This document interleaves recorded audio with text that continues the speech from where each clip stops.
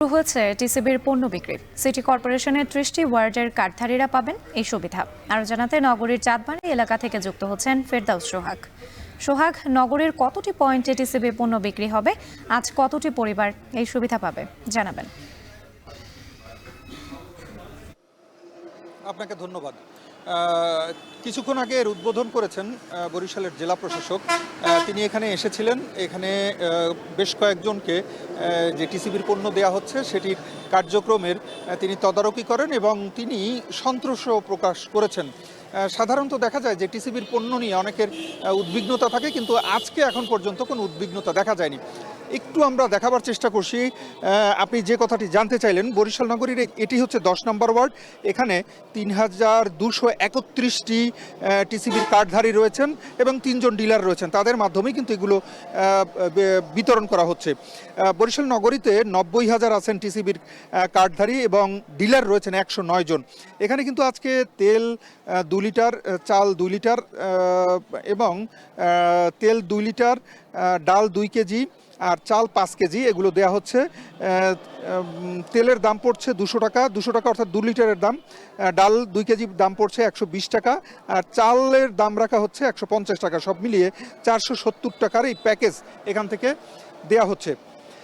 আরেকটা জিনিস জানিয়ে রাখি যে বরিশাল জেলায় কিন্তু ডিলার রয়েছেন 91 জন। এটি হচ্ছে কিছুক্ষণ আগে যে তথ্যটি দিলাম তার বাইরের তথ্য। আর হচ্ছে মোট 1,29,990 জন উপকারভোগী রয়েছেন। আর বিভাগের যে তথ্য সেটি হচ্ছে ডিলার রয়েছে 502 জন এবং 5,98,968 জন উপকারভোগী রয়েছেন।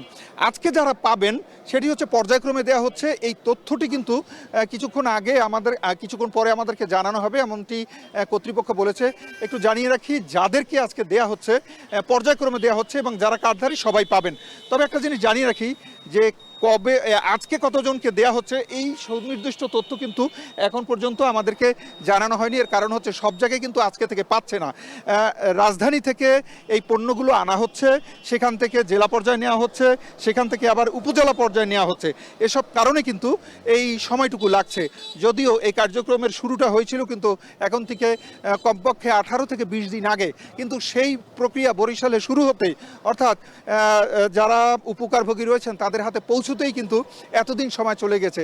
তবে জেলা প্রশাসক যেটি বললেন বরিশালের, যে আসলে অল্প সময়ের মধ্যেই যারা উপকারভোগী রয়েছেন তারা পাবেন এবং তাদেরকে কিন্তু সবাইকে পৌঁছে দেওয়ার জন্য যে কার্যক্রম সেটি কিন্তু তাদেরকে বলা হয়েছে। আরেকটা জিনিস জানিয়ে রাখি যে টিসিবির পণ্য পেয়ে যারা এখানে পাচ্ছেন, যারা নিচ্ছেন, তারা কিন্তু এক ধরনের সন্তোষ প্রকাশ করেছেন। তারা বলেছেন যে পণ্যের মান ভালো এবং যে পণ্যটি দেয়া হচ্ছে বাজারে যে দামে বিক্রি হচ্ছে তার চেয়ে কিন্তু এখানে কম দামে বিক্রি হচ্ছে এবং জনসাধারণ যারা উচ্চ মূল্যে পণ্য কিনতে পারছেন না তাদের জন্যই কিন্তু সরকারের এই আয়োজন।